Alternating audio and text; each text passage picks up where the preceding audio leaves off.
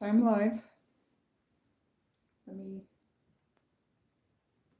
see what's going on here in the YouTube world.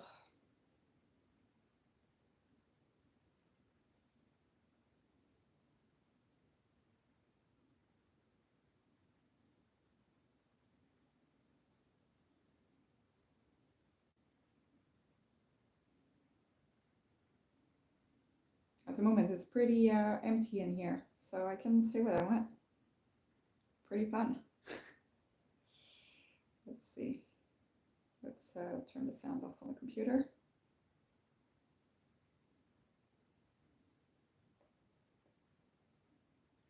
Come on.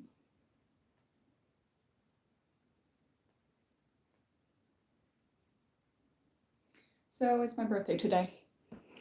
And, oh, somebody came home. Hello. Right. I finally managed to get the video to be horizontal. So, I'm glad about that. I have my birthday today, so I made myself some French toast, which I'll be eating and talking at the same time, you know? I'm not very polite, I talk with my mouth full, but you'll have to forgive me for that. Oh, hello. We have somebody here. Night Razor says happy birthday. Yeah, thank you. Thank you. So I had to contact YouTube support to get my video in horizontal because it just makes me so uncomfortable to put myself in vertical. I realized that my latest video was pretty depressing.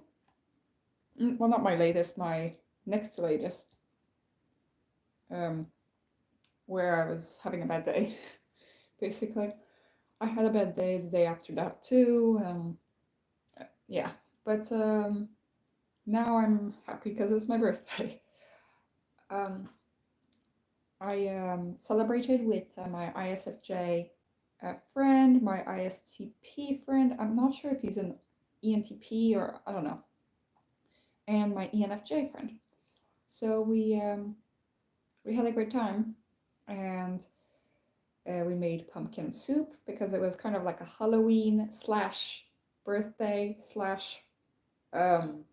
medical school party. Oh, hey, Chris Chapin, happy birthday! Thank you.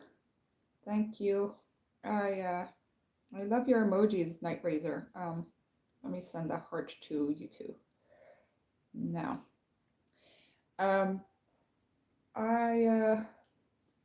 Yeah, so I was telling you guys I was pretty depressed during the week, and since then a lot of positive things have happened, and I don't want to leave you guys on a bad note, so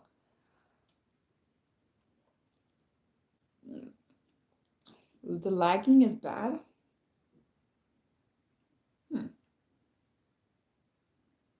Well, it's not lagging on my computer. Oh, Night Razor, never mind, you're back. Thank you. Happy birthday, Carm. Yeah, thank you. I think that I'm on like I'm on live chat on my mobile, and I'm on top chat on my computer, so I'm just fixing that. Just got back from my friends taking me out for my own birthday. Oh yeah. Yeah, you have your birthday in November too. Best time to have a birthday though. Like hands down. It's like the worst period of the year. Here it's snowing. It was -7 degrees yesterday.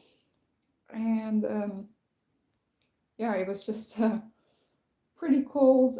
I returned back home, well, last night at 1 in the morning from Stockholm, and I was freezing, and I did not have any gloves, so I had like a hat and I had a scarf and everything, but I did not have warm enough gloves.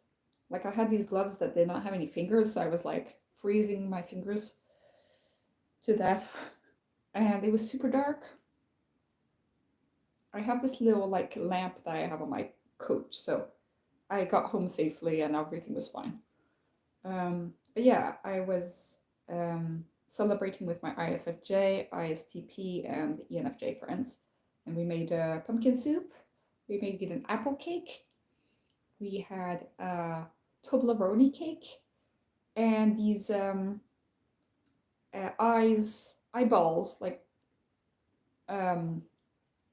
these like, I don't know. You probably saw when you clicked on the link, like these gummy eyeballs. And we put the eyeballs into this like plastic skull that my friend has. Well, it's actually that I gave him this plastic skull a few years back, and it looked so realistic, and it was really creepy, but really funny as well.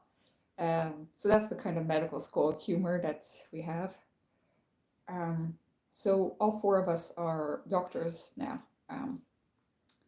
but two of them are from the ISTP, and the ISFJ are from medical school, and I've known them for 10 years now.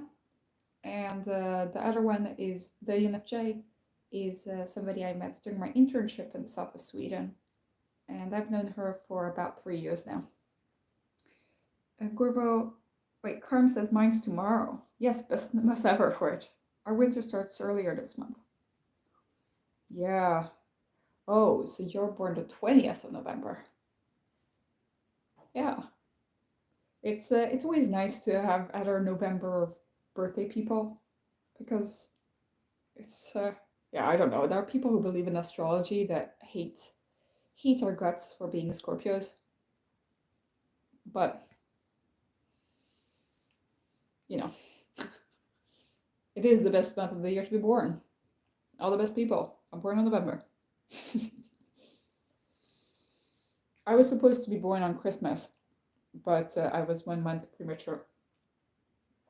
So that was a relief for my parents, I must say. Because, you know, having a baby and having Christmas at the same time is must be pretty stressful. Yeah, I'm eating French toast that I made with the rest of the baguette that we had with our pumpkin soup yesterday. It's about the only thing I know how to cook, so I'm pretty proud of myself for that. In Swedish, French toast is the poor person, the poor rider is the name in Swedish. Fattiga riddare. So they don't think that's the French that made this. And apparently the word French toast was because it was a guy, his last name was French. And so he's the one who popularized French toast. So French toast isn't French to start with. It's actually American. I think it started like in New York or something.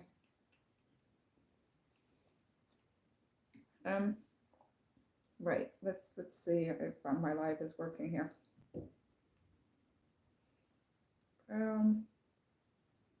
I hope that you had a great thing, had great food or great company on your birthday, Carm.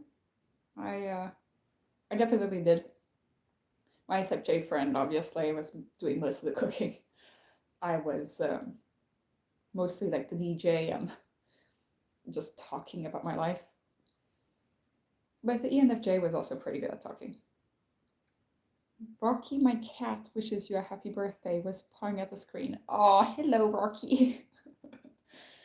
Oh, Rocky understands birthdays.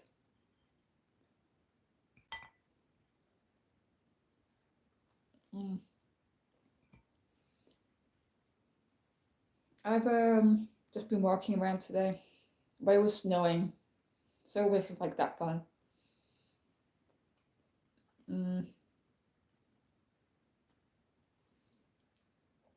It was pretty fun talking to my friends because they're all very different. My ENFJ friend is always late to every party, but my ISTP friend is German, and you know, he he'd come early at things, but at this time he came like 3 hours late because he was busy with something else. He's always doing 10,000 activities, so I don't blame him. We had a very interesting talk about religion. Yeah, French toast is good, Chris Chapin.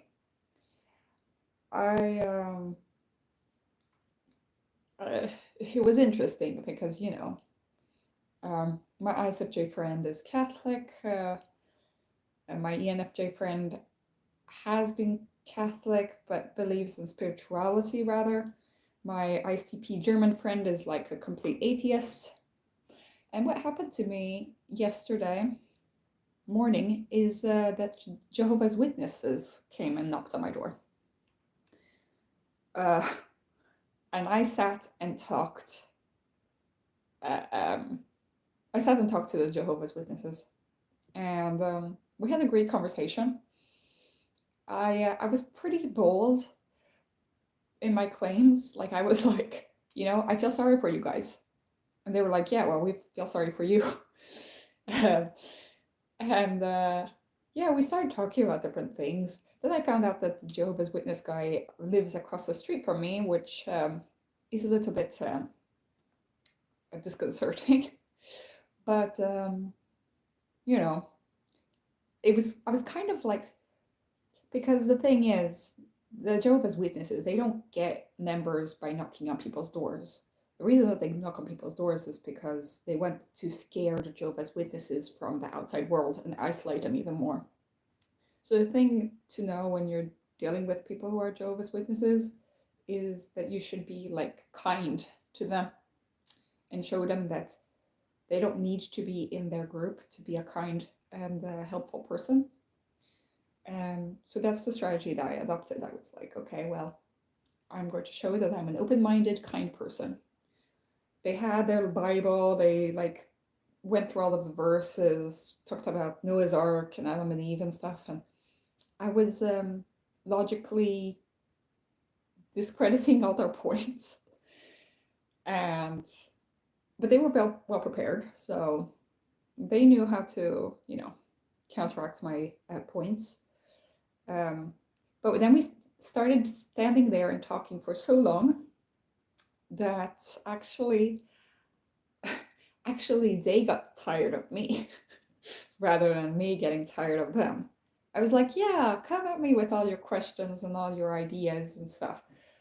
And they were kind of like looking at their watches and being like, we could sit here and talk all day, but we need to give you our business cards, and that kind of shows that they knew they wasn't worth arguing with me, but it was kind of like I was playing their game back at them. That's sometimes I do things that aren't like really morally good, but it's kind of funny to play with people sometimes. And I've talked about being a psychopath in my video. Apparently it's one of my most watched videos, the one about INFPs being psychopaths. We're not psychopaths, but we kind of like exploring people's brains and such. And so I liked seeing that they were getting uncomfortable with how open-minded I was being and how willing I was to discuss with them. And then they realized, oh, well, they're not the ones who are being open-minded, So kind of was a reversal of roles. I was like, yeah, let's talk, And they were like, no, actually, let's go. One of my neighbors has a sign on his door that says, no sellers or Jehovah's Witnesses. So I asked them, how did you feel when you saw that? And they were like, yeah, well, we understand that, like, we're not going to go out at people and like make them uncomfortable or like start hugging people if they don't want to be hugged. And I'm glad that they can respect boundaries in that way. But yeah, I said, like, I don't think that that's the way to go, to like have a sign that like prohibits them from knocking on my door. Um, but at the same time, I understand that people don't want to be knocked on their door. I don't like people knocking on my door. But I like playing the innate game. I think that was fun. But also, this is why it was so ironic for me. It's Jehovah's Witnesses don't celebrate birthdays. So I didn't want to tell them that, my birthday is tomorrow. Well, this was yesterday. And because I wouldn't be able to celebrate my birthday if I was a Jehovah's Witness, and that's kind of like a bad point towards them. Anyway, let's see what people were saying here. Yes, my friends who are a couple took me out. Not sure of their types. They're major high energy extroverts at least. Always fun and entertaining. Yeah, I love it, extroverts. They always make things fun. Chris Chapin is like, that's so satisfying. After COVID, they start coming over, thank God. Pun intended. Yeah, no, because they asked me, like, do you think that we're disturbing very often? And I said, well, I know that you've not been around because of COVID, knocking on people's doors. They were like, yeah, because, we don't want to make people sick. And I was like, yeah, that's nice of you guys, Instead, they were sending me letters in mail because they couldn't like knock on people's doors. Sort of turned the tables on them. At least it sounded to be a positive exchange for the most part, though. Yeah, no, it seemed like a positive exchange. Like it was pretty good. Like they were talking about skiing and like how it was, because I talked about how I came from France, because they asked me, oh, where do you come from? I have a little bit of an accent in Swedish. So I couldn't like lie and say that I'm 100% Swedish. But yeah. And I said that I came from the Alps, and so they started talking about skiing. So I mean, these are normal people. It's just that their religion is such a restriction on their lives. But yeah, it's just made me think of cults, and we talk a lot about cults on this channel for some reason. My ENFJ friend. So because we started talking about religion with my friends, we all have very different views. But my ENFJ friend had said that she was going to start the PET-CT cult. And if an ENFJ says that they're going to start a cult, like, be a little bit careful. Because they are good at this. I mean, they're good at I wouldn't say manipulation, but they're good at making like their arguments, and they're good at being convincing, persuading. Because, well, we're all doctors, but she is interested in PET-CT scans and radiology and such. She's working in nuclear medicine, so like these kinds of radiology that uses like these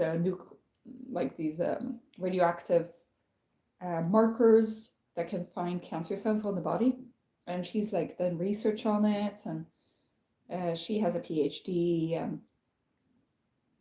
and she's around like 12 years older than me, something like that. No, more like 15 years older than me, something like that. She's in her 40s, and she's done a lot in medicine, and so she wants to become a nuclear radiologist. And basically the new thing in psychology and neurology and that kind of thing is having PET-CT.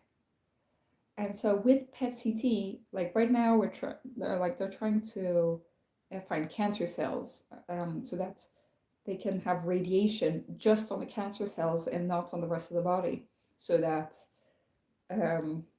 when people would get like radiotherapy for cancer, that they would only attack the cancer cells and not make you like super sick.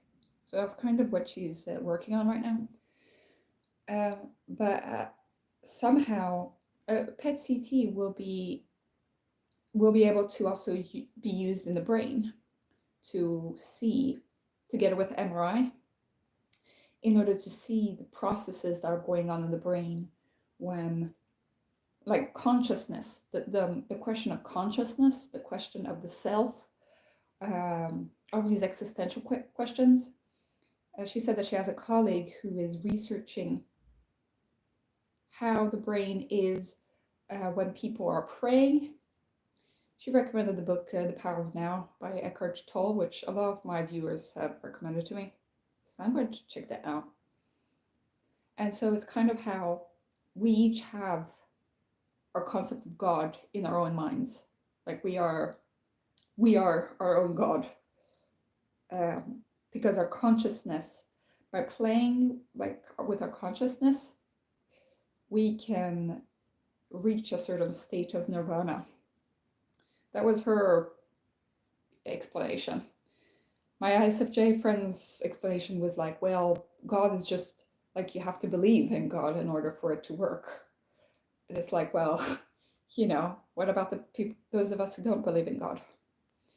But then I had a little bit of a more interesting conversation with my ISFJ friend. I was like, well, do you believe in hell?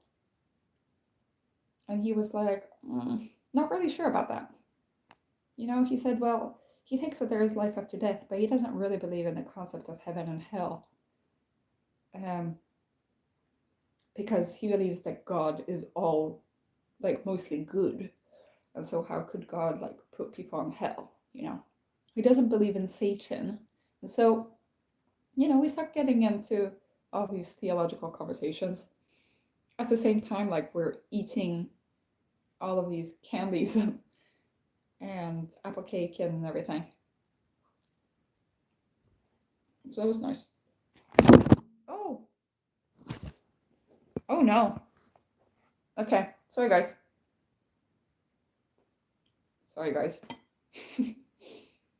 I was a little bit too enthusiastic with grabbing my French toast.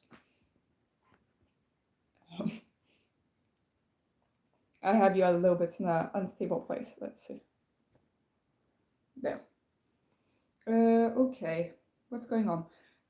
Yeah, so I left you guys off with me feeling really sad and feeling unworthy and feeling like a terrible person, everything. And feeling like I was bad at my job and all of that. But, I'm not bad at my job. But, I mean, it felt that way, like, because these older doctors are so dismissive of me, and it just sucks. Let me get some light. Okay, I got the lamp so that now at this point it's here, it like gets dark at 3 p.m, so it's like it's been night for several hours here. Maybe we should have the advent lights. We're not in advent yet, but I've got this. Let's see, how can we do this? We've got some advent lights here. It's not advent yet, but soon. Okay, here we go. Well, we got a little bit of light at least, because my face is really dark.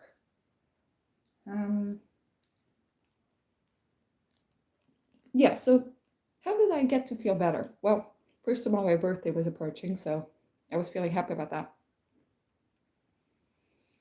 But it's also that my supervisor staged an intervention.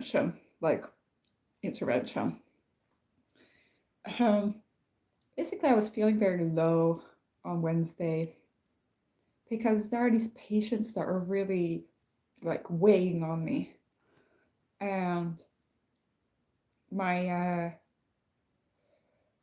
sick leave list is very long. All the patients that are on sick leave at the same time, that they cling on to me. They're like, Ingrid, don't leave me. You know, all these patients that are they're on sick leave because they're all burnt out. I have 560 patients listed on me, and out of those, only a certain percentage are between 18 to 65. You know, I have children and I have old people. And the people between 18 and 65, some of them are studying and some of them work. So those that work, there is a certain percentage of them that cannot work because they are burnt out. And yeah, so I got the list of people that are burnt out in my post box that I have at work. And I had about 12 to 15 patients that were on sick leave, and only 2 of them are because of physical reasons. One of them had back problems, like really bad herniated discs, and the other one was because of a long-term COVID. All the others are because of psychiatric difficulties, anxiety, depression, or a burnout. One of them was because of eating disorder. And it weighs on me because I have the responsibility over all these people. So I started to be a little bit, feeling down about that. Because I'm soon going to be going to the psychiatric clinic on that placement from January, like the 8th of January to the 8th of March. And I'm only going to be at the place that I work once a week. So I'm kind of leaving these patients to be taken care of by other doctors while I'm away. And so all the patients are like, oh no, they're clinging on to me and dragging me down with me. And it feels really difficult.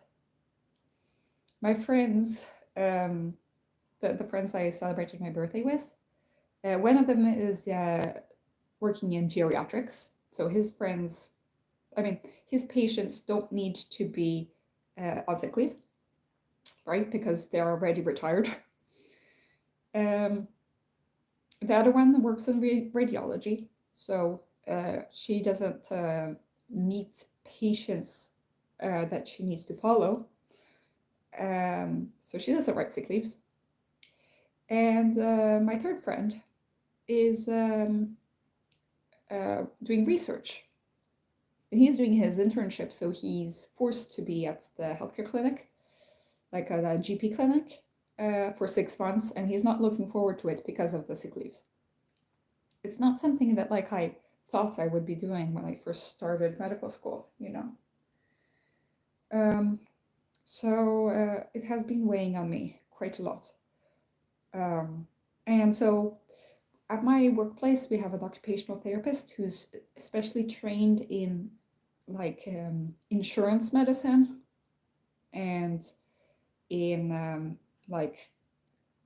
work medicine, about how different jobs. She has contacts with different bosses at different companies. She is kind of like a coordinator she's called a rehab coordinator. So she helps people who are on sick leave get back to work. And she's really good at this. But unfortunately, she's going on holiday for a whole month now. And she printed out my list of patients, and she got a little bit worried for me.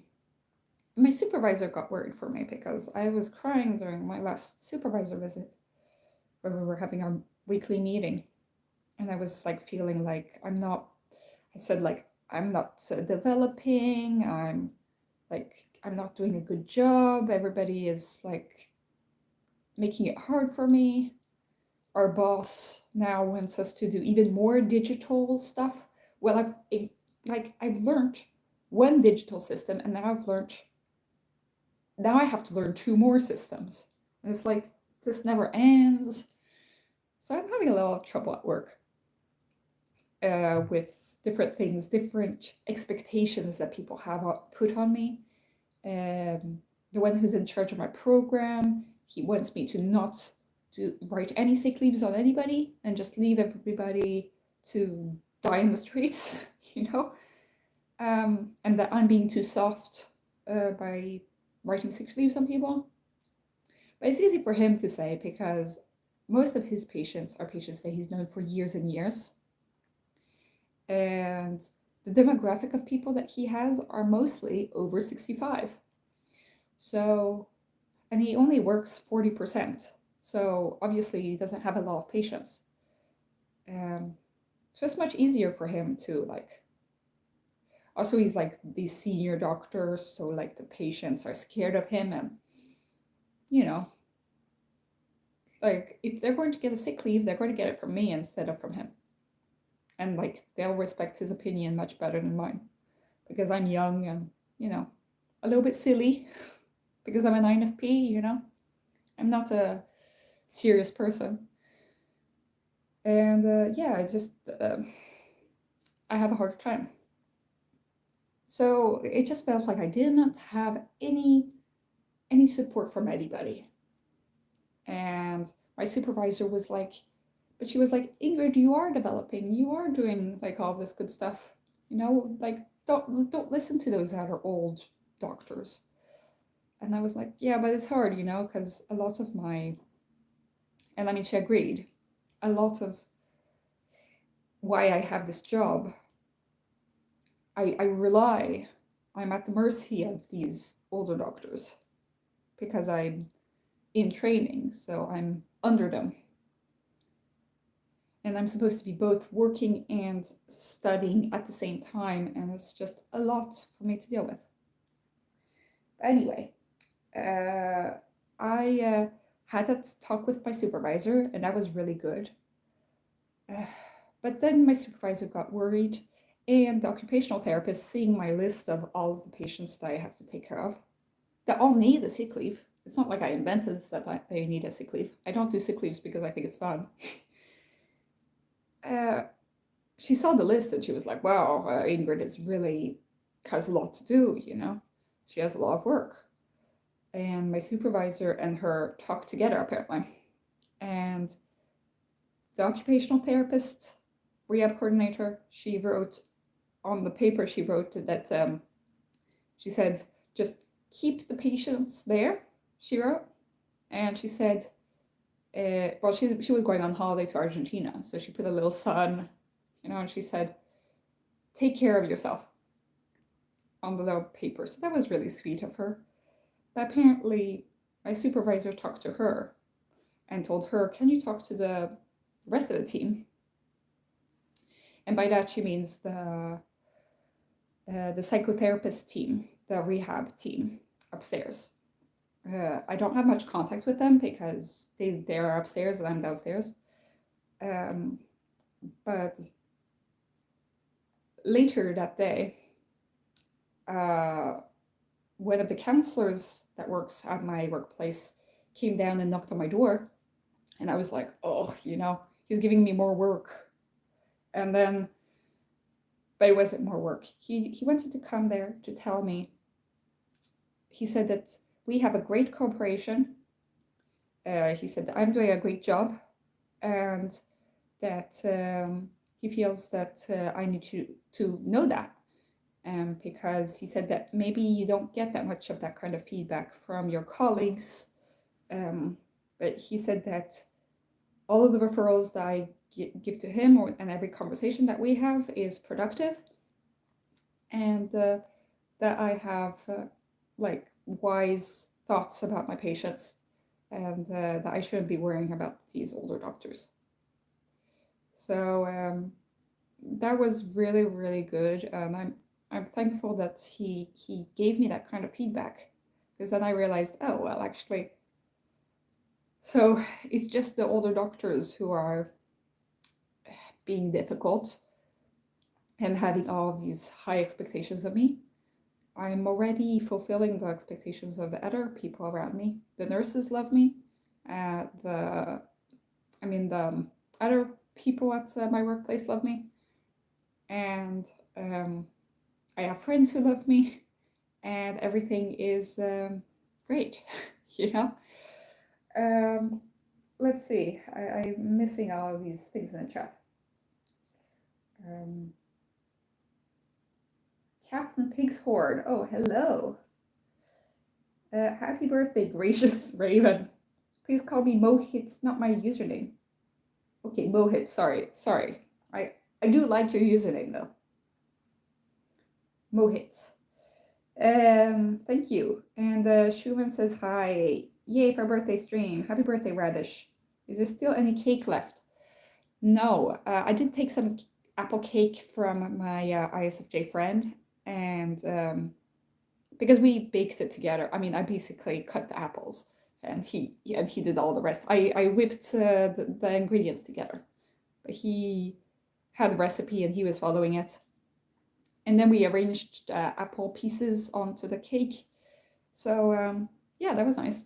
And he did most of the pumpkin soup. I peeled the pumpkin and it was butternut squash. And my ENFJ friend carved the butternut squash to look like a scary old man, kind of. And yeah, it was fun. So thing is, so I'm feeling much better because I have people who are supportive of me at my job. It just is difficult being in my position as an intern or a resident,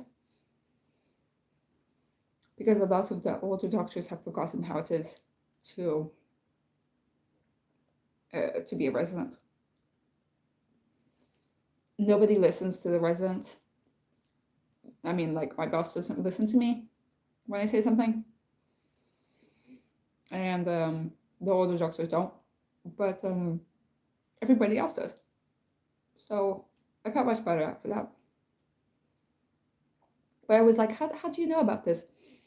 And also I talked to him and I said, that's the counselor at my own health clinic. I think so I have ADHD and autism. And he was like, taking aback, like, why? Just not. Wait. Mohit says, it's inappropriate to ask people in person directly. But pardon my question, what is your relationship status? Even after you built your career as a doctor, you might crave for some person. Oh, I'm asexual, so I am single and I'm happy about it. That's the status. I have very good friends, and that is my relationship status. Is I try to have as many good relationships with my friends as possible, but I do not crave for romantic relationships or sexual relationships. And in a way, it kind of helps me when I'm a doctor, But I am gay, so it also makes the dating pool pretty small, especially in a small town, which I'm living in right now. Like, I meet all my patients in town, so I can't really date in this town. It would lead to a lot of complications. I have some patients who are lesbian, and it's like, they all know each other. And I don't want to reveal my relationship status to them. Oh, hi, Kevin. Happy birthday, dude. Thank you. Yeah, sometimes I don't really know about being called a dude because I'm a woman, but I've understood that it's a gender neutral pronoun for people in the US, so yeah. Being asexual does not mean that person is aromantic. Having intimacy still is a biological need. No. Okay. Yeah, I'm on the aromantic and the asexual spectrum. Basically, like, I never got like the kind of thing that most people have, where they feel like I want to be in a romantic relationship with this person. It just never really comes. It comes, but very, very, very rarely. And only with girls. So at first I just thought like, I just want to become really good friends with these people. But it's not a biological need. Do you think that animals have romantic relationships? No, they don't. Yeah, you're assuming certain things that actually it's not true. You know, you can be aromantic, and it's nothing biologically wrong with you or psychologically wrong with you. So yeah, that's what I have to say to that, Mohit. Yeah, okay, so it takes several eternities. Yeah, maybe it takes longer than my lifespan, and in that case, it doesn't really matter because, I'll be dead before I get a romantic relationship or a romantic attraction to somebody. So I'm trying not to think about it too much. Because if I think about it too much, then I start thinking like, am I even human? You know? Am I just like you know, there are all sorts of people that have called me terrible things because of this. And I'm not going to go into that right now. I got pretty triggered on my live stream. Because people were asking me questions that like, maybe I shouldn't be answering. Yeah. Like, oh, which gender has the easiest? Should I be the one that you go and ask? Mohit, please stop.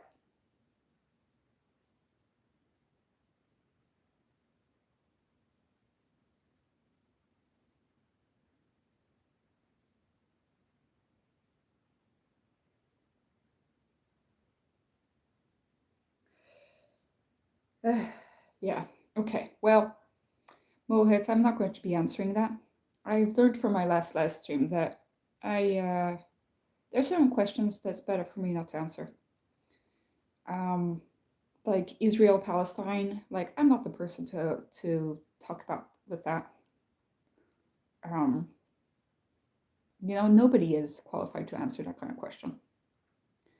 Nobody is really qualified to answer the question of which gender has the easiest.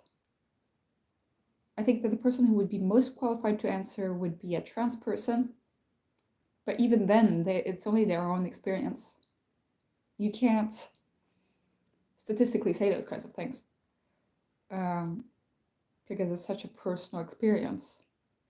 So, yeah, I'm not going to answer that question. I'm going to keep eating my my French toast. Okay, but oh, it's so nice that you guys are saying hello to each other in chat.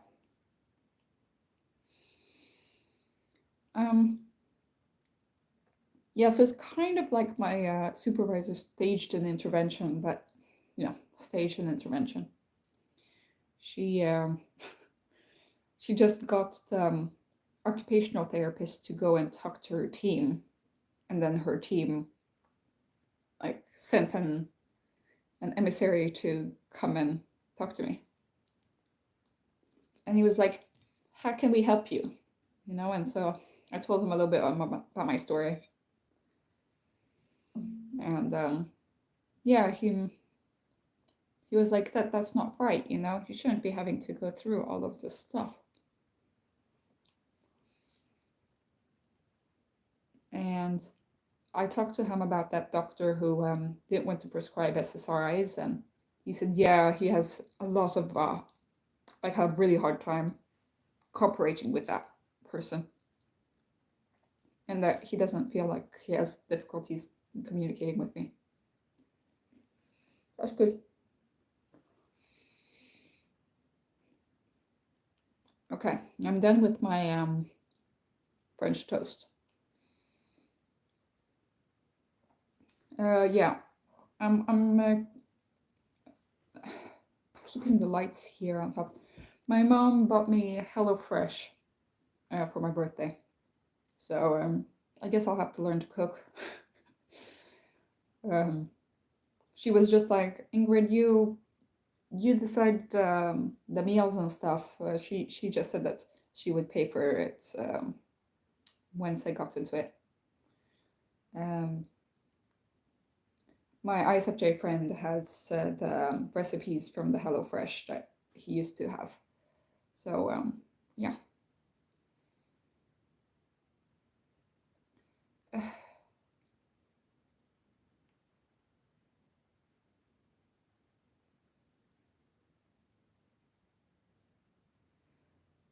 You know, not to be an asshole to INFJs, but my channel has been doing so much better now that I don't talk about INFJs.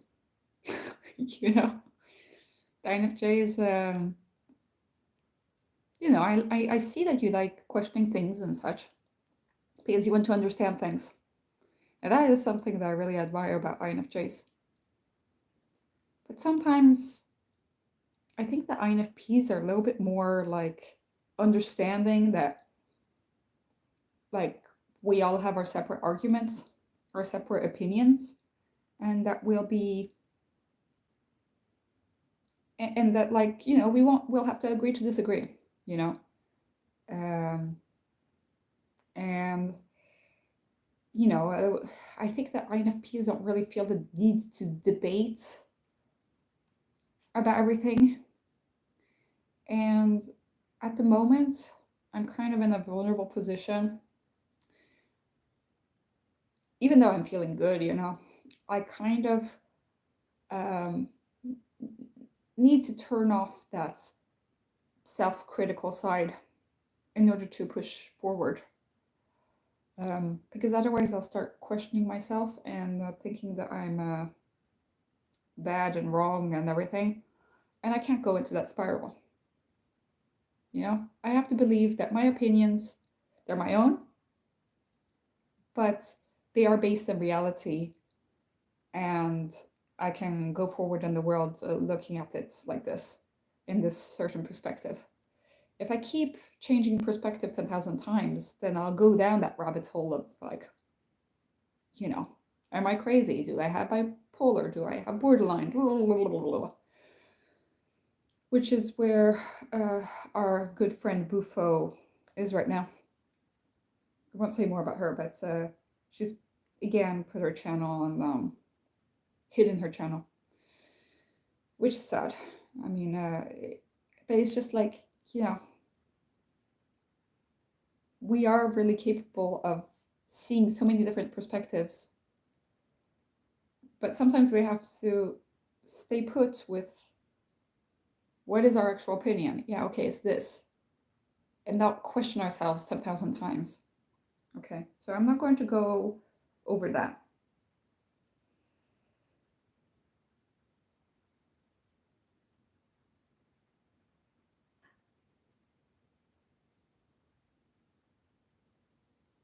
Also, I don't really understand that your wording, Mohit. I don't really understand what you mean. I'm not asking for clarification because, yeah, I don't really want to go on that line.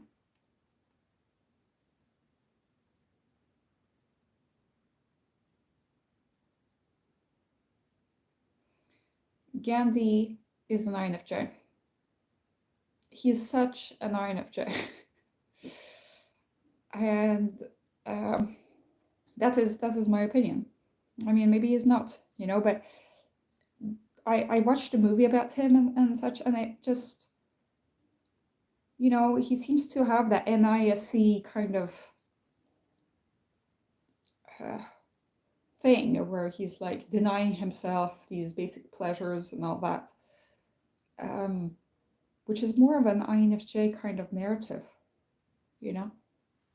It just seems to make more sense that he would be an INFJ.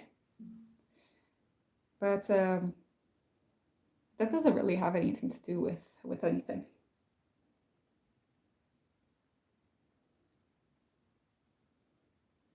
I mean, INFJs are also personified as spiritual mediators. Um,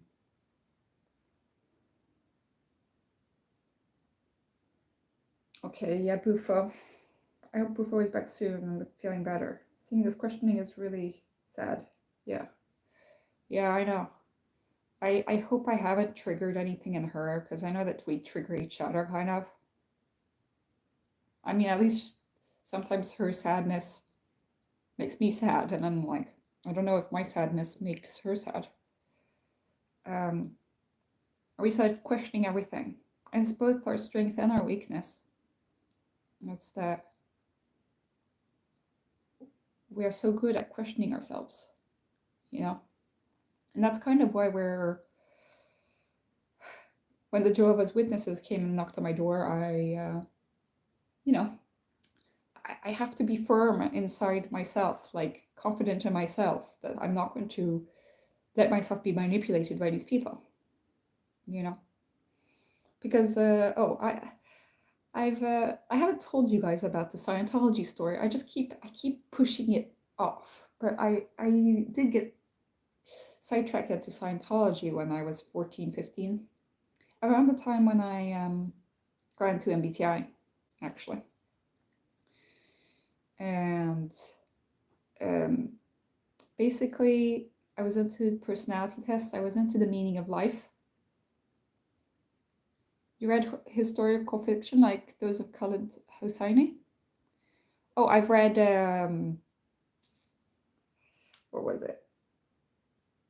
The kite one, the wind. Oh, the Kite Runner? Is that the name? Yeah, I read that one about a year ago. It was really good. I haven't read his other books, but they're on my reading list. I really like the Kite Runner. No, but so I was talking about Scientology. I haven't read Quiet by Susan Cain, but it is also on my list. I have like 100 books on my Goodreads list, so yeah.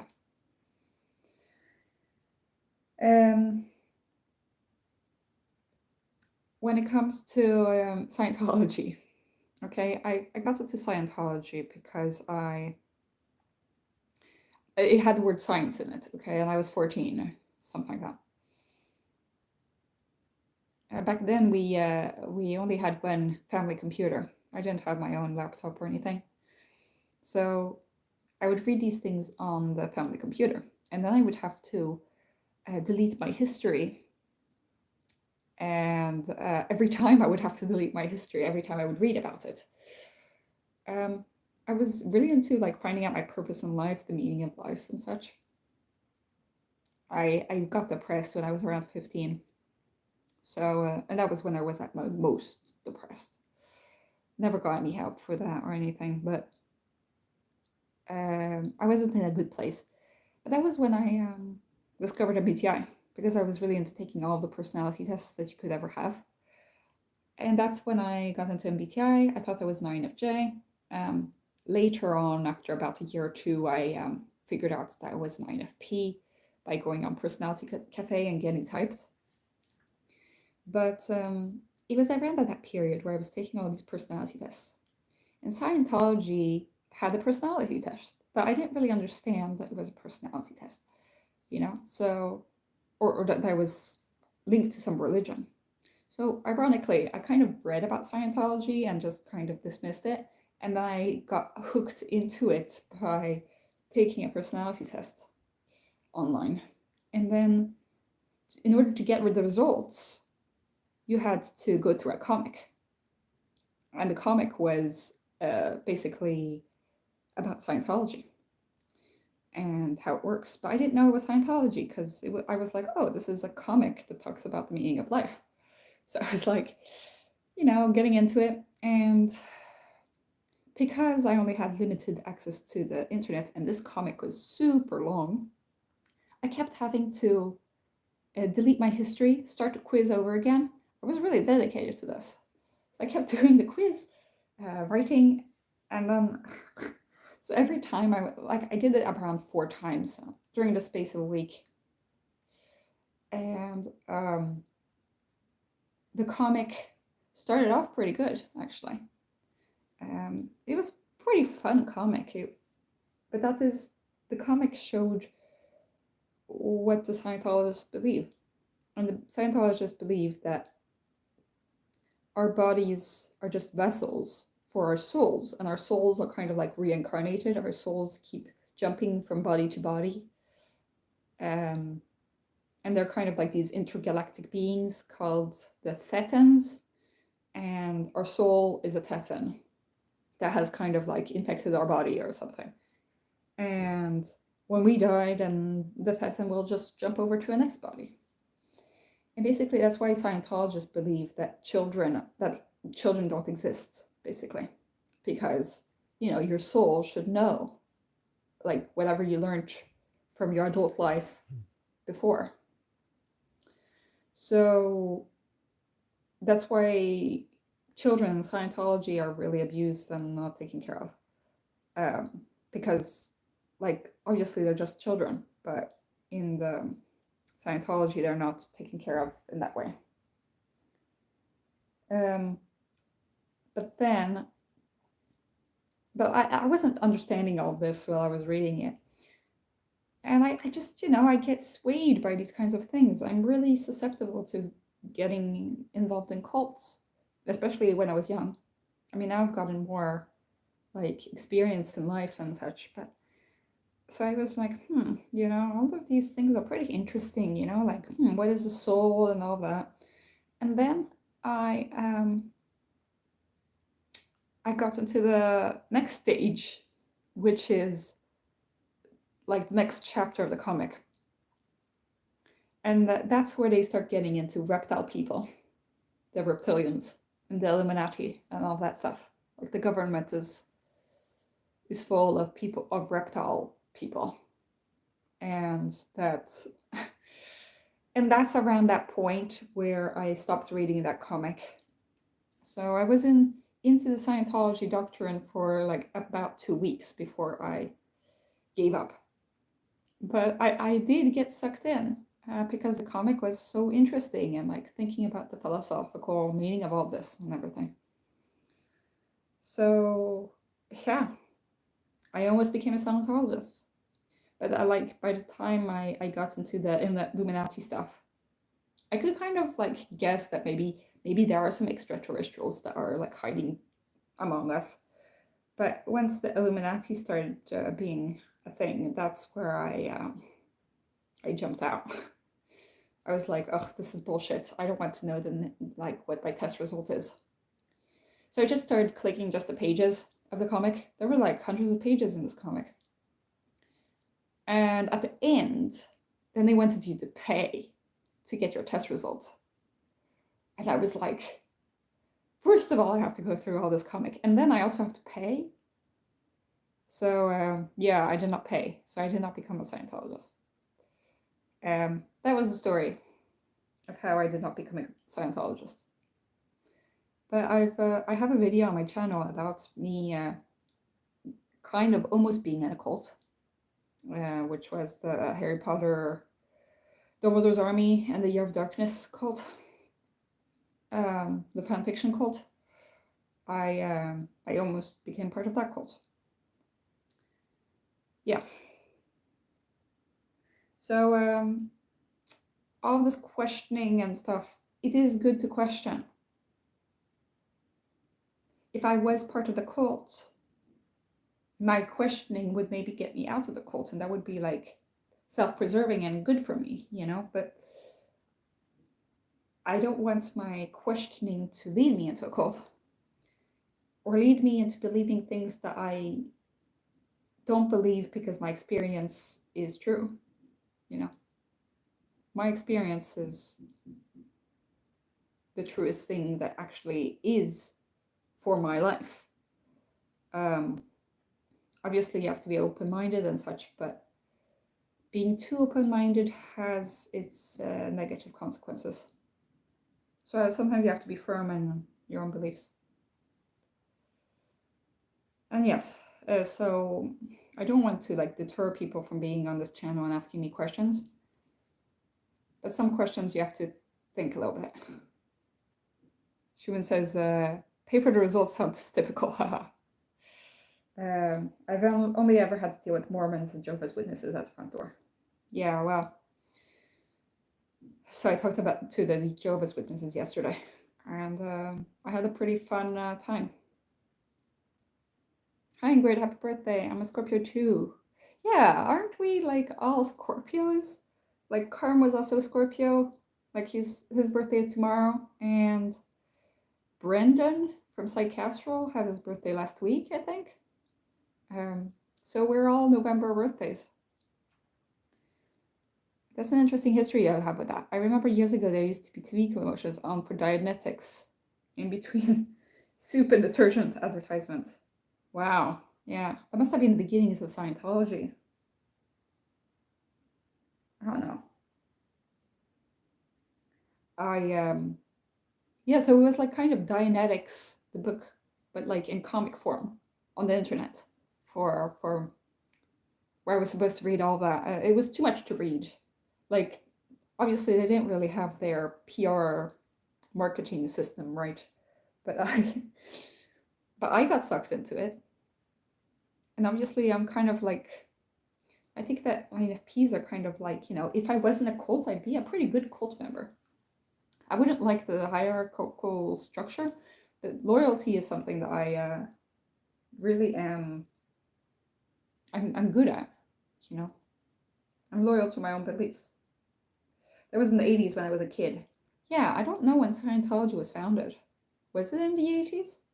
When did what's his name? Hubbard, I think was his last name. The Scientology founder. The one who wrote science fiction books. Yeah, I guess Dianetics was a new book by then. And so they would have it on TV. That's pretty funny though. Like with the detergent commercials. But it's nice to see you, Vandal Pete, on the other side of the planet. I don't know what time of day it is over there. It's like, wait, 10, 11, 12, 13, 14, 15. Wait, I can't count. It must be extremely early in the morning where you are at, Vandal Pete.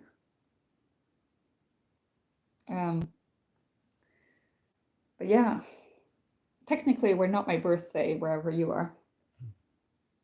And technically where Vandal Pete is, it's Carm's birthday. It goes back to the 50s at least, I believe. Formulated for a long time, it seems. Oh. Yeah. I guess that it was like during the time where people went to the moon. That seems like kind of the appeal of space and all that. 7 a.m. I just woke up. Oh. Maybe I have to go to work. It's Monday. My dad. Okay, this is kind of a funny story. My dad is an ICJ. And we had Skype on Friday evenings, which we usually do, and my parents were telling me happy birthday in advance. And my dad is an ICJ, so he gets a little bit awkward about like these displays of affection and that kind of thing. So he's just like, yeah, happy birthday, Ingrid, like very formally. That's how he can't show it in any other way, so it's kind of endearing. My mom is like, yeah, like all the birthday presents, and she talks about a lot of stuff. But my STJ dad, he's just like, happy birthday, Ingrid, and that's like it. No extra emotion around that.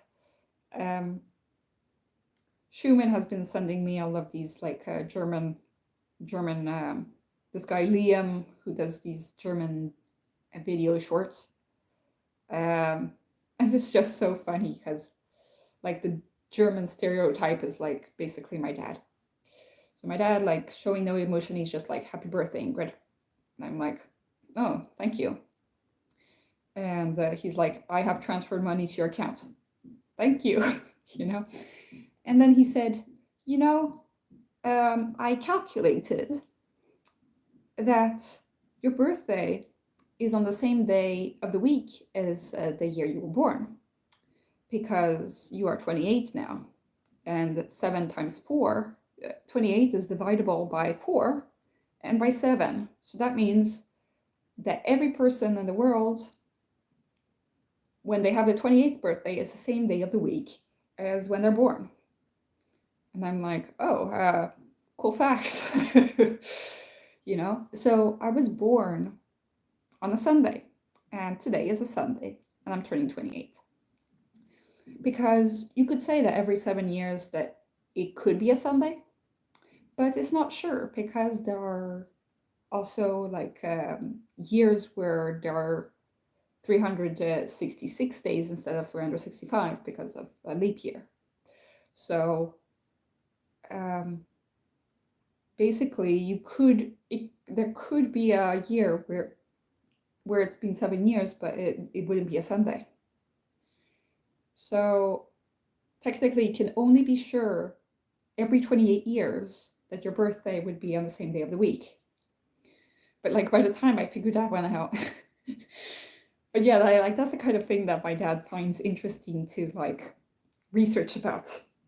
So basically, it was like, you know, he said, yeah, you were born on a Sunday, and now it is a Sunday, so you'll have to wait 28 more years before we are certain that your birthday is on a Sunday again. I was like, oh, wait, 28 plus 28, 40, wait, 56. So I'd have to wait until I'm 56 to, before I am certain that I have a birthday on a Sunday, That's the kind of thing that my dad likes to think about. And that's his way of showing me his affection. He was like, remembering that I am 28 years old, and by doing these mental calculations, like, that aren't like useful in any way, but it's his any kind of going wild.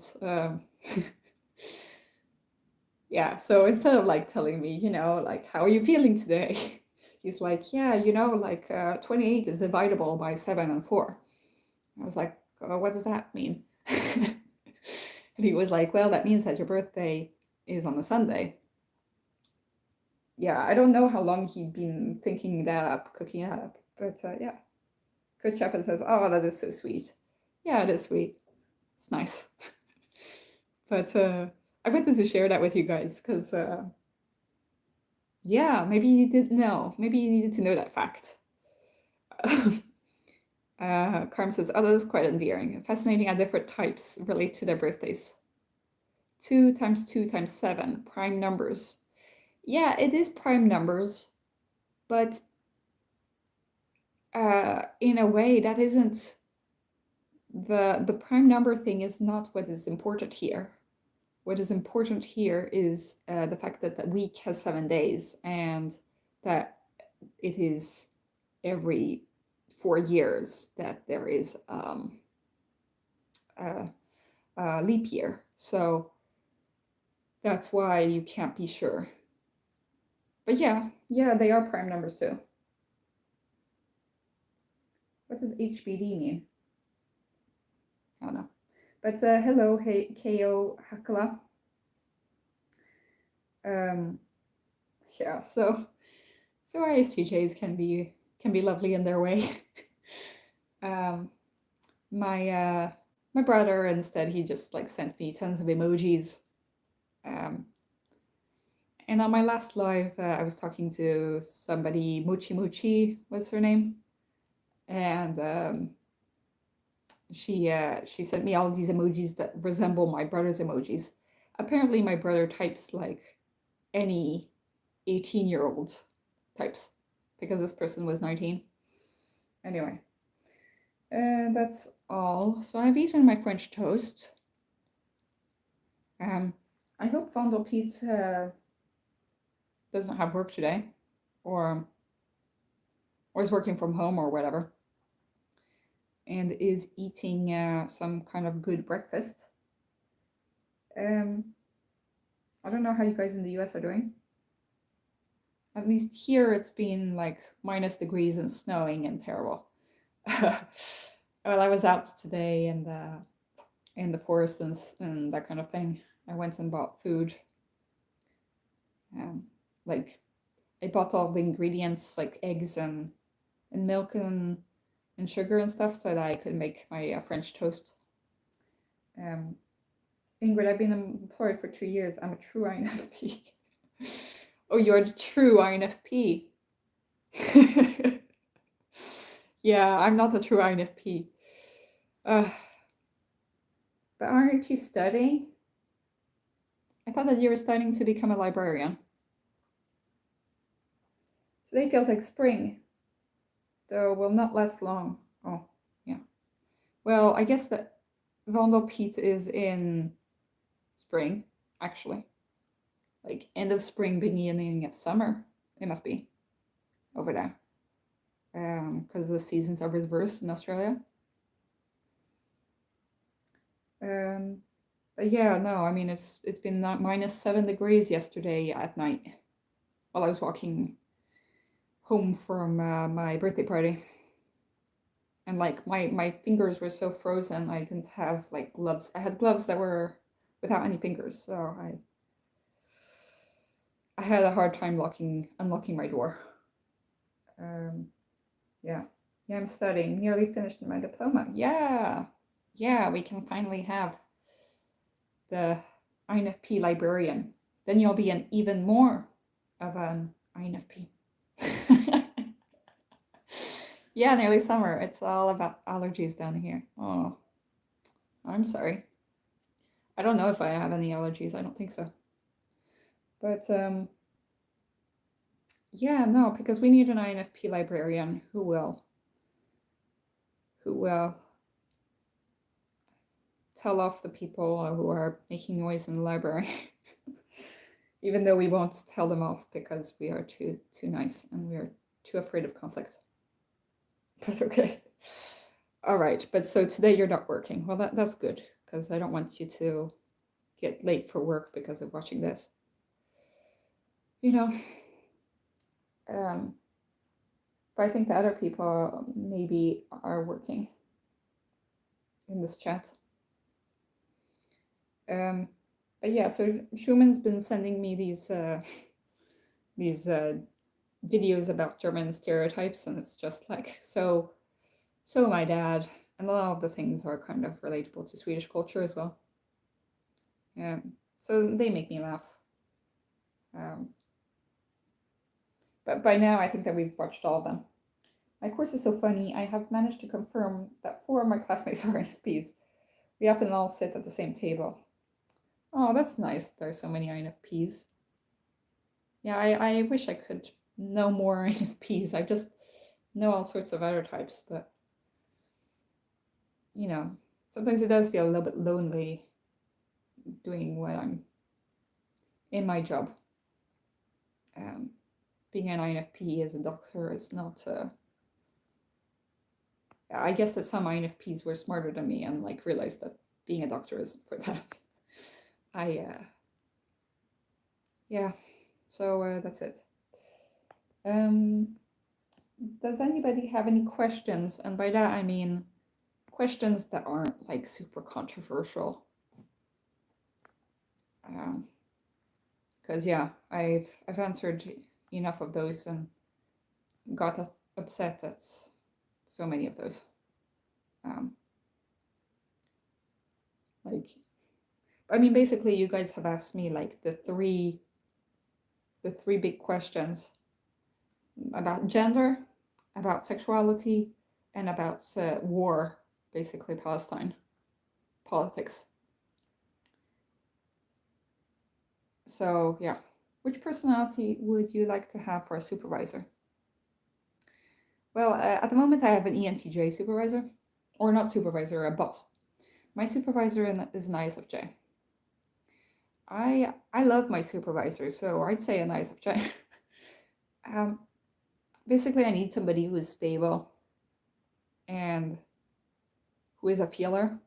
I need somebody who's a feeler to be my supervisor, because we have pretty intimate conversations about like how I'm working and that kind of thing.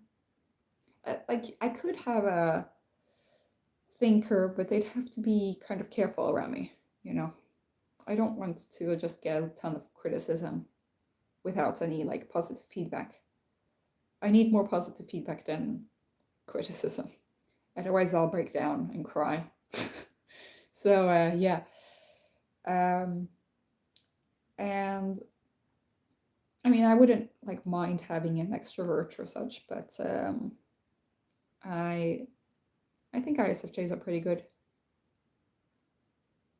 And also judgers are more stable, you know, compared to like us perceivers. So I would say that my supervisor, my ISFJ supervisor, is the best.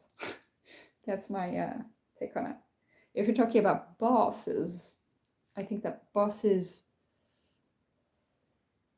yeah, they have to be good at like the administrative part of my job and being able to manage people. So I think that ENTJ is a pretty good type to be a boss, you know. I think that actually I'm in the perfect position.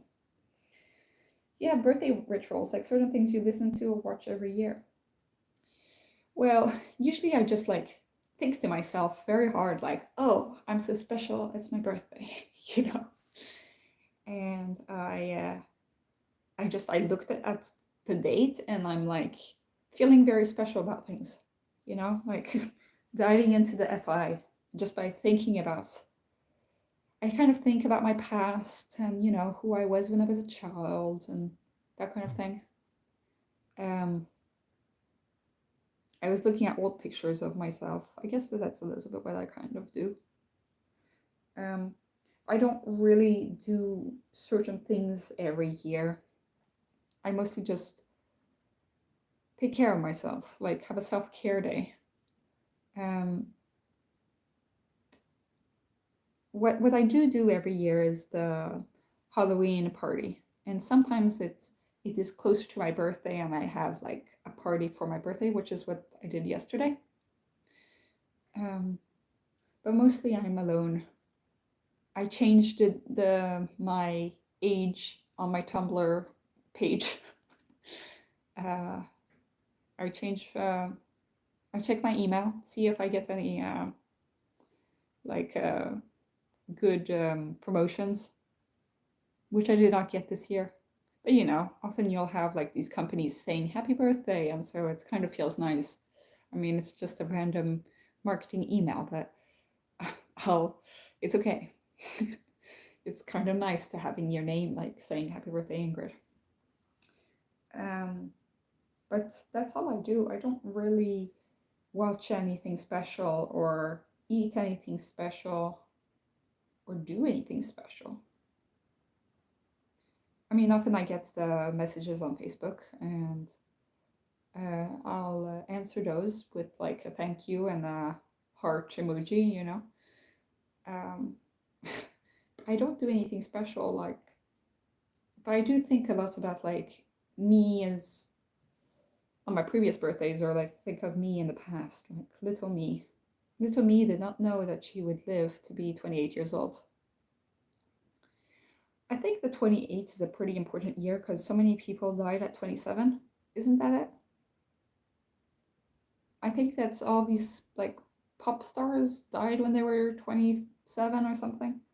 And so living to be 28 is pretty good if you have a disastrous mental health like me. It's been 10 years since I turned 18, so that is a pretty important date for me. You know, I've been friends with my medical school friends for 10 years now. I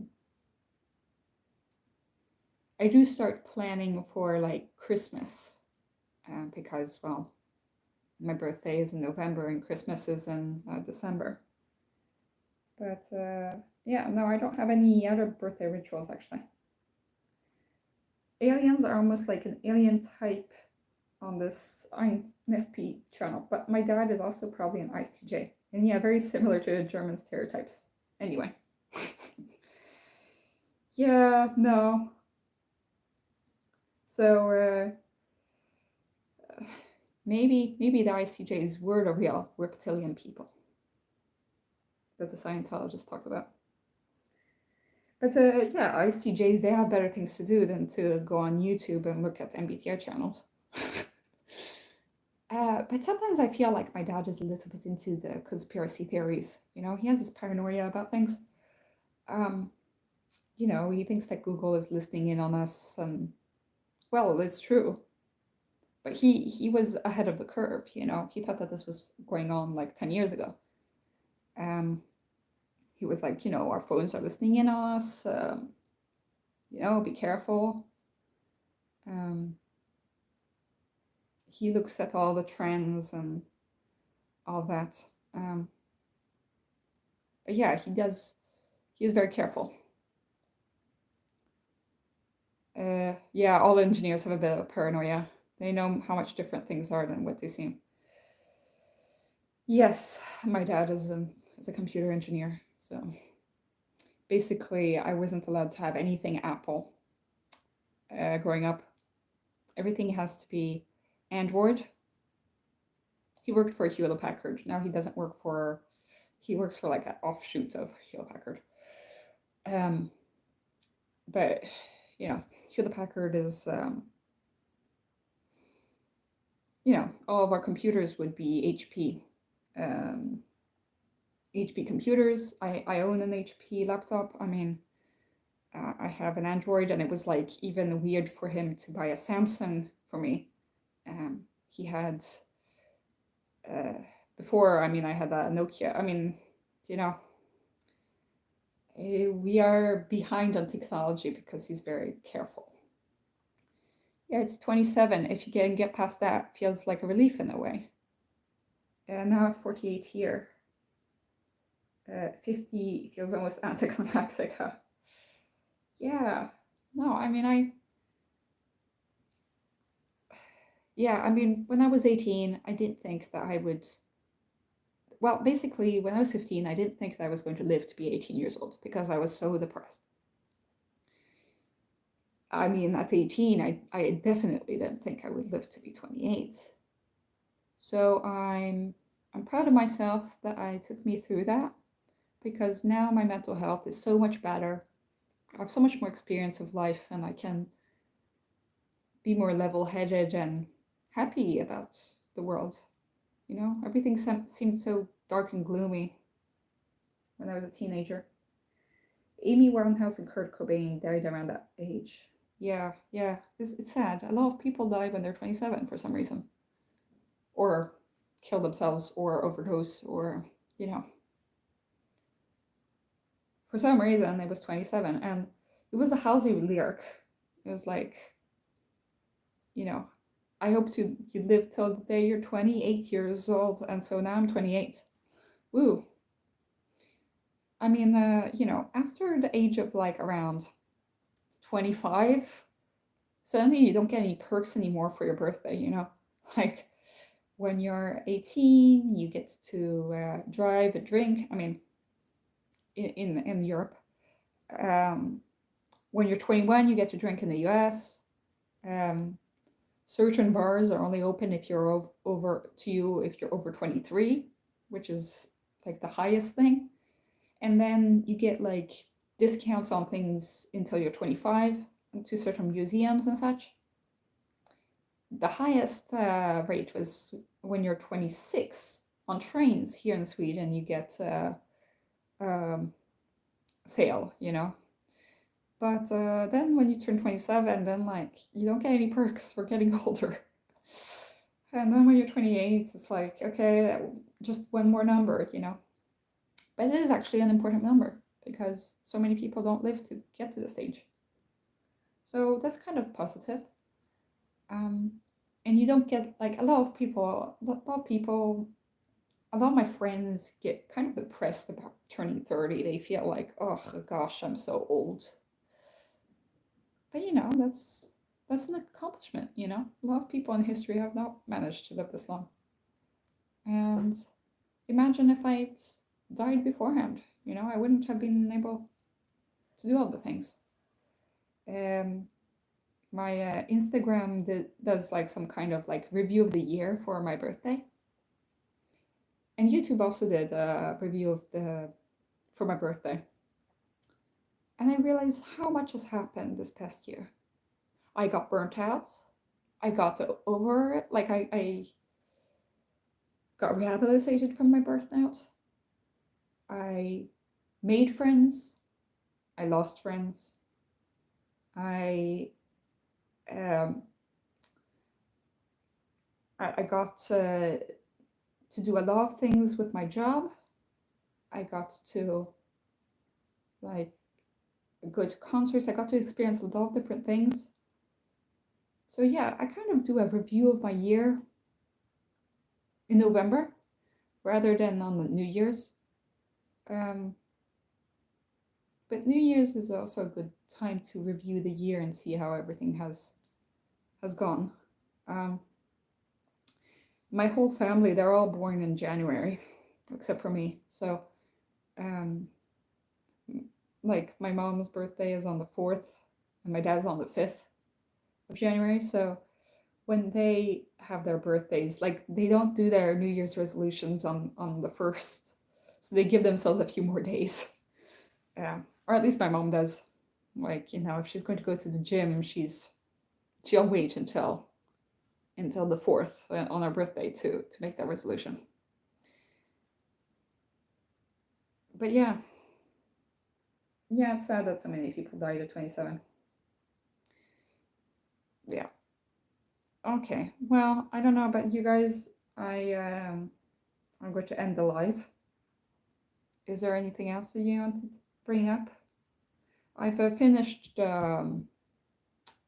Sapiens book, and I'm almost at the end of The Body Keeps the Score. So I haven't been doing much reading lately because I've just been trying to survive pretty much when I was doing not so well during the week. But yeah, for those of us who feel both childlike and old in a way, 4 and 400, as Buffopy would say, each birthday feels like a blessing. Yeah, no. It reminds me of the Frank James video where it's like we're both babies and ancient. That's one part where Frank James got INFPs right. Like he had to cut the INFP label in half in order to like make sense of us. Which, yeah, it really does explain INFPs. I do hope that Bufo Perglenis gets better.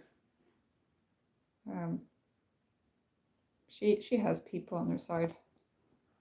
But I do understand why things are difficult. Because yeah, I'm also having it a little bit hard sometimes with people on my channel. Like I don't want to deter people from being on my channel. I don't want to seem like somebody who's like triggered by stuff. But it's like, yeah, I do get triggered by stuff because I'm just a human being, I think it's great you're feeling at 28 compared to when you were younger. And I'm now so much better at 39 than 28. That's nice. It's nice, it's comforting to know that some people, INFPs, feel better as they get older compared to some types who just feel worse as they get older. I wonder how I'll feel when I'm 39 or when I'm 48. I mean, I think that they would be. Well, I've seen so much more, There's so many people who will like put you down and such, but you just do your own thing. I wonder when your birthday is, Vandalpete. INFPs weren't even in the scale.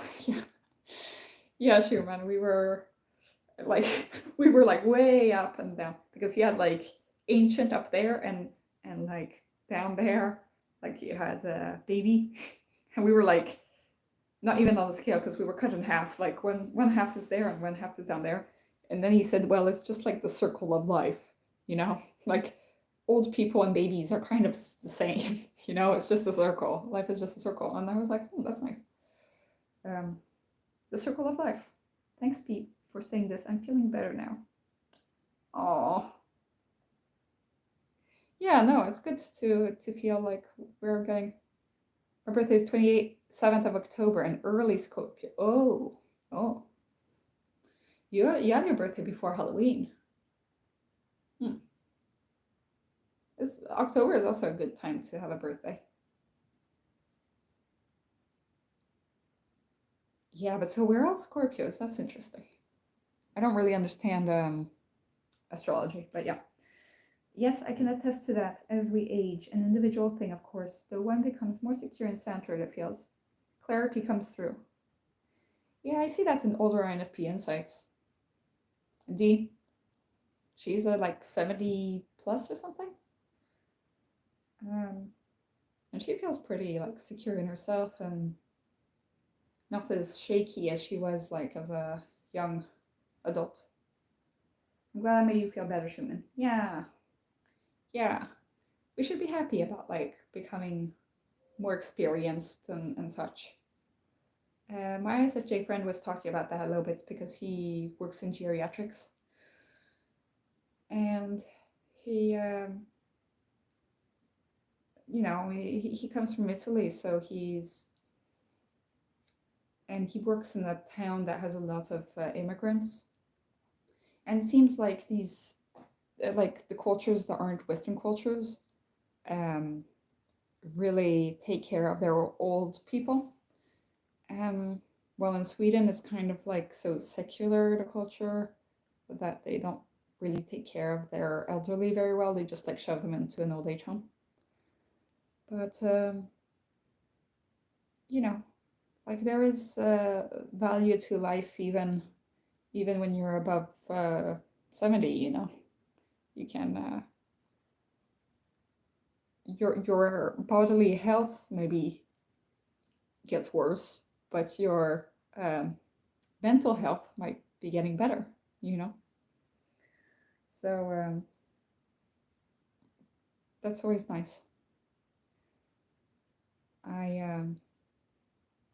I think it's nice that it's getting older. It's just like, when you're in your 20s, it's like always the stress of like everybody's doing so much better than you. You think that it's like you see all these rock stars like getting like these pop stars getting like doing so much out of their lives, and you feel like you're just like a nobody. It's like, oh gosh, like these 18-year-olds are doing so much better than you. And it feels like you're getting behind on life and like the race and everything. I think I've gotten better with that with time. But that's something that my supervisor keeps telling me. She's like, you have time. If you decide to become a doctor and then decide to become something else afterwards, you still have time. You can do all sorts of different things with your life. You're not like stuck to doing something and that you don't like. There are many opportunities, even as you get older, there's still opportunities. Like, okay, maybe I won't become like an Olympic gymnast. Maybe I'm too old. I'm too old to become an Olympic gymnast. But there are many things that I could do with my life. There are many things to explore. Okay.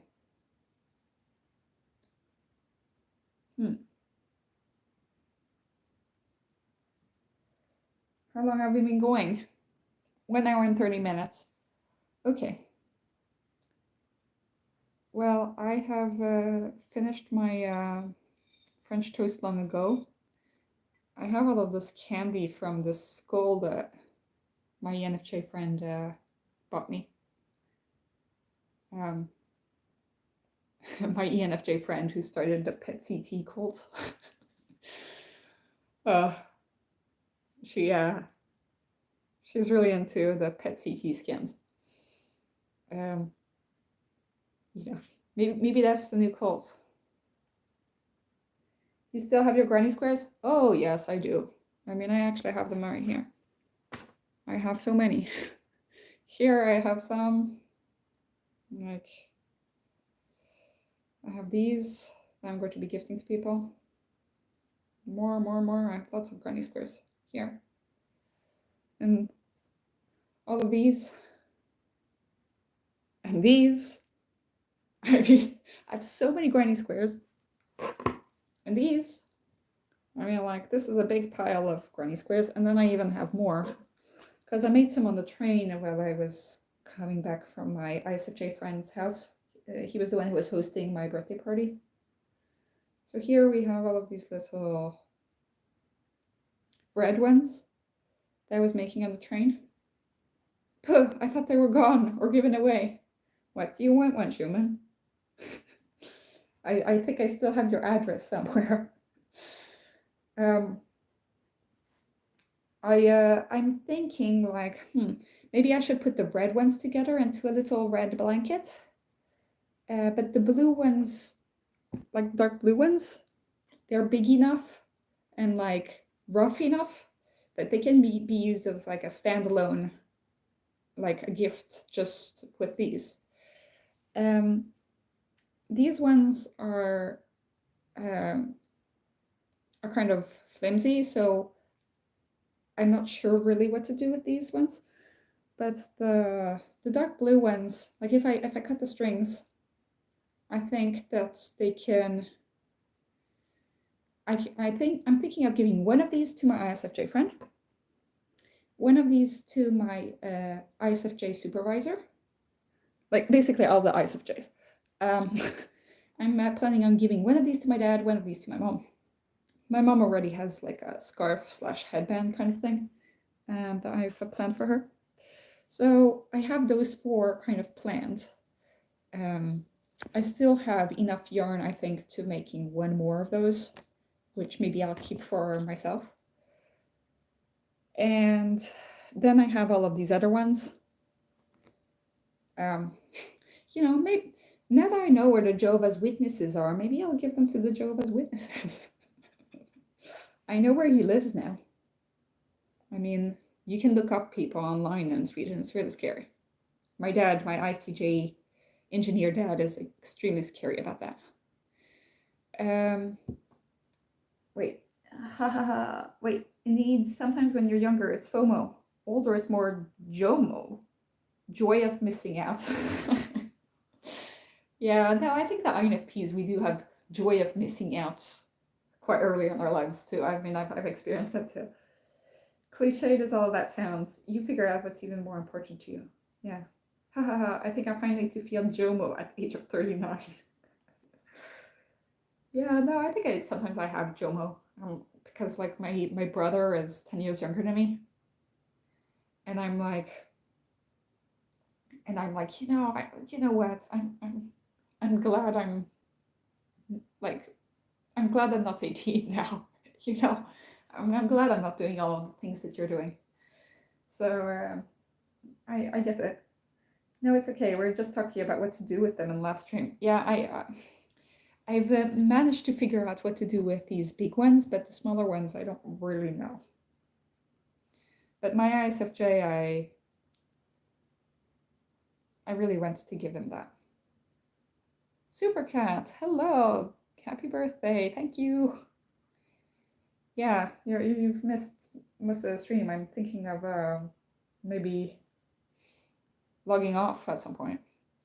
I'm so glad I managed to get this into horizontal. But I had to like ask the YouTube chat bot to like help me, and the chat bot didn't help, so then I had to go and chat with the Martha, the YouTube staff member, and she helped me out with this. But then in the end, like I managed to do it on my own. She was so slow. I actually managed to figure it out before she came back to me. So yeah, I can do the IT for YouTube. I understand the YouTube settings better than some of the staff members. I understand that they have to know so much. I mean, it's not easy. Oh, also, I've been decorating for Christmas, so I bought this one for 20 crowns, which is $2. And I got this lamp stuff for Christmas from my ESFJ co-worker. She's really into decorating for Christmas, so she has all this stuff. She also got me some like electric little candles, so that's nice. I'm putting away all of the Halloween stuff and trying to focus more on Christmas and having like clothes for the colds because it's snowing so much. And I lost my hat, so I need to have.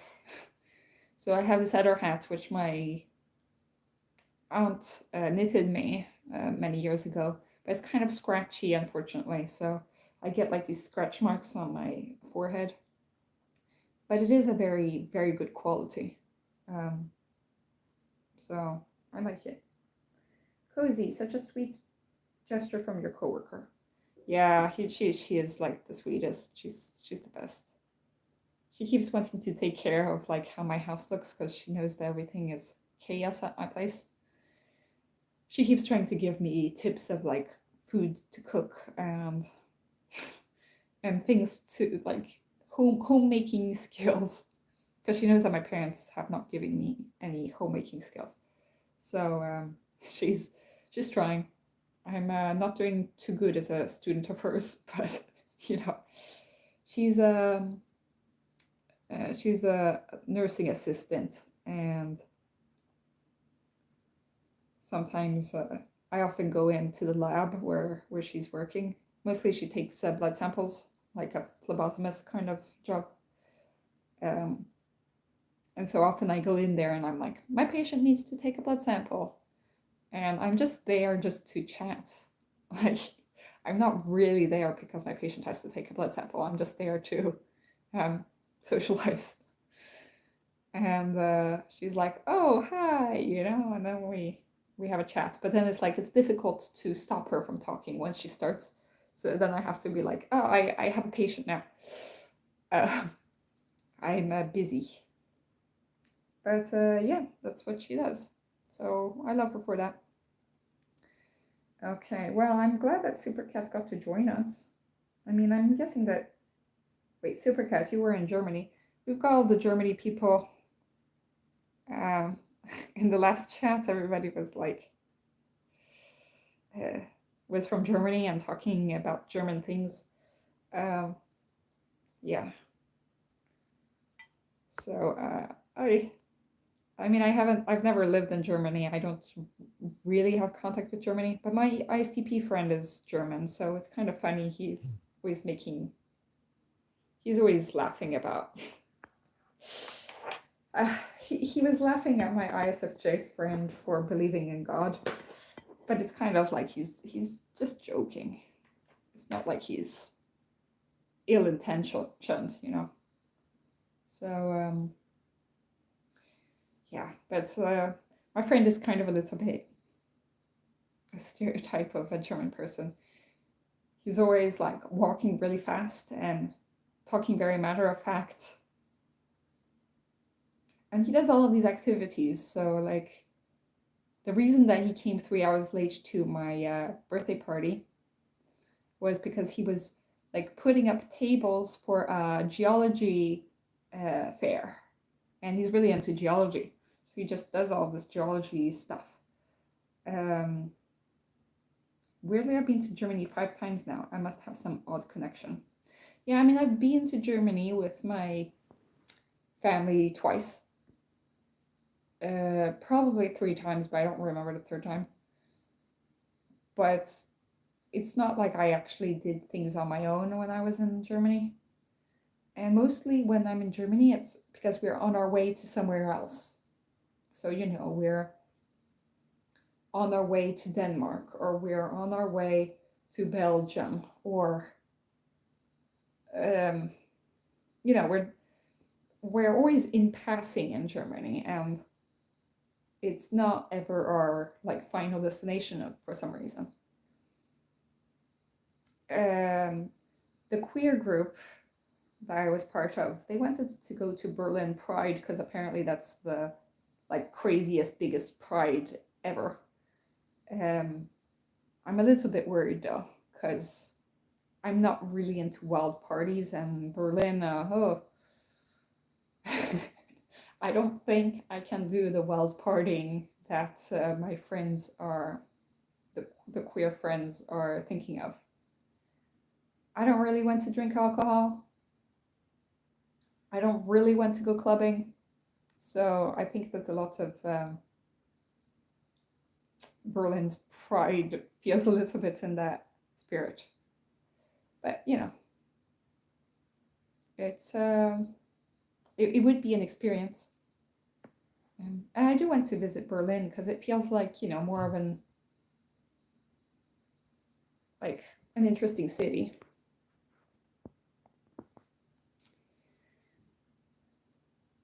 Perhaps you should go to museums instead of party. Yeah, no, I heard from my German friend. He's not from Berlin. I think that his grandmother is from Hamburg. Um, but and I have another German friend, but she's from Bavaria, I think. But I do want to go to the museums in Berlin, the historical archaeological ones. Um, I could easily spend a day in the museum, pretty much. But so since nobody else would want to follow me to the museum, so that's what sucks. You know, I don't want everybody else is just interested in the partying and all that, and I just went to go to like cool book cafes and uh, and to museums and like pretend to be artsy in Berlin. But I guess I'll have to do that alone at some point. Unless one of you guys wants to take me around, I'll join you. I'll join you if I don't know where you guys live in Germany though. I mean I've been to Munich when I was stranded at the airport once, but that sucked. München. Berlin has many interesting cultural spots, but I wouldn't say it's as special as some less famous towns. What's a special famous town? Pretend to be artsy in Berlin. I feel attacked. Yeah, no, I can imagine Von der Piet walking around the streets of Berlin and being artsy. But that's what you did in Stockholm, Von der Piet. So I it would be fun. It would be fun. Yeah, but we've already decided I'd go to Japan with you, Von der Piet. So we can pretend to be artsy in Japan.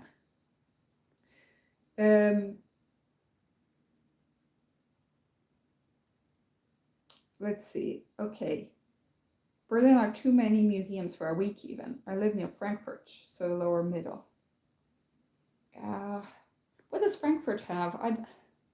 It's like the airport is Frankfurt. I don't know anything else about Frankfurt.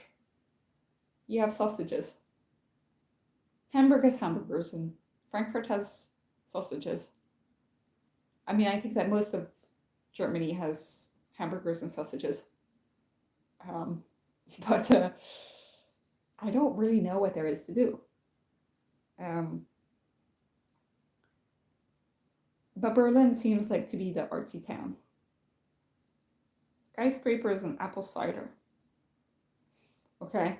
Well, the skyscrapers I don't need to see, but apple cider is good. I do like apple cider.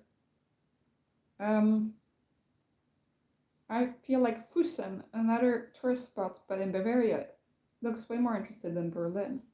Okay, I've never heard of Fussen. But let's Google Fussen. Oh, that's pretty. Oh, it has a castle. It has a fairy tale castle.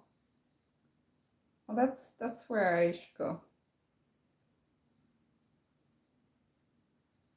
But it's like it's so easy to get that flight to Berlin. So I think that there are even trains nowadays that go directly from Stockholm to Berlin. My family did a trip to Germany without me, where they went to Liechtenstein and like through Switzerland and Austria and stuff. Um, but I didn't get to go there. Um, I don't know actually what I want to see. We went to Dortmund, actually. Um, I don't know exactly what we did there. And there is an airport in Bremen that is low cost. So I've been to Bremen actually twice, but we're just in passing, so I don't count it as me like staying in Germany. And I've been to Hamburg. But yeah, and we went to Rostock because basically from Rostock you can like take the boat over to Sweden. So that was pretty fun. But we were just passing by, so it wasn't like I went to like go to Berlin and see all the museums, or at least some of the museums. Uh, can be artsy anywhere, just looking like Martians and ragamuffins to others. Yeah, well, I mean, we should have like an INFP trip with all the artsy INFPs just like walking around. And like we'd be blending in perfectly in Berlin, I think. If we go to the right like parts of town, I guess. You also can go to Sweden. And in Sweden you can in Stockholm, if you go to the southern part of Stockholm, Södermalm, that's where all the artsy people go. And so that's where we should all go and just like go to like these ecological cafes and all that.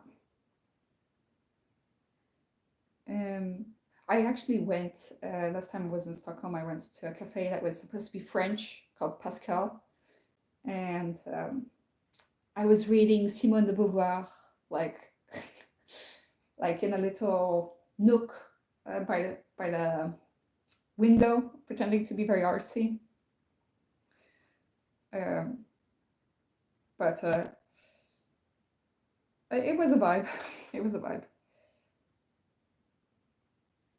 My INFP hairdresser is from Frankfurt, hence why she's moved to the other side of the world and doesn't intend to go back. Yeah, Frankfurt is not a place I don't think that is like culturally for INFPs, maybe. I don't know. This is where Neuschwanstein is. Haha. I don't know where Neuschwanstein, what that is. Neuschwanstein. I don't know how to spell that. That's why I'm double checking. Neuschwanstein. Oh, that's the castle. Yeah, I went to see that castle, the one that's on a cliff. Very, very nice. The Fusen Castle. Yeah, it's like a fairy tale. Have you gone inside and seen?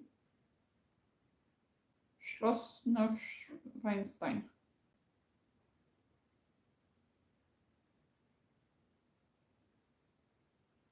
Let me just check where Fusen is. It just feels like in the middle of nowhere.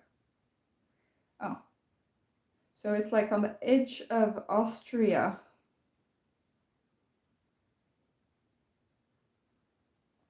By Innsbruck. South of Munich. Okay. It's almost Switzerland. I don't know. Blah, blah, blah, blah, blah. Wait. I think many people from Japan come there too. A very touristy place, but majestic. I've been there 2, 3 times as a kid. Wait, so you're a Scorpio? Yes, I'm a Scorpio Valzug. Which apparently for astrology nerds is like a bad thing. Astrology nerds hate Scorpios for some reason. Which is maybe a reason that they hate INFPs, because it seems like we are all INFP Scorpio land on YouTube. I don't know. Yeah, but Japanese people really like going to these like really picturesque places, and so often they are right, you know?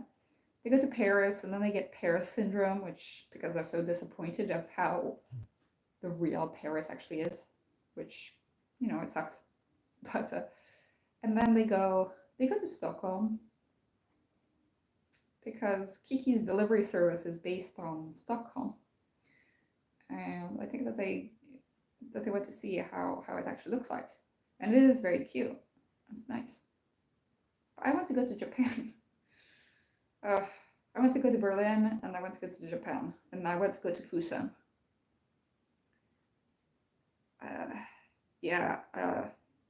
So I'm not going to Frankfurt, unfortunately, because that doesn't seem like an INFP friendly place, according to Vondelpiet's INFP hairdresser.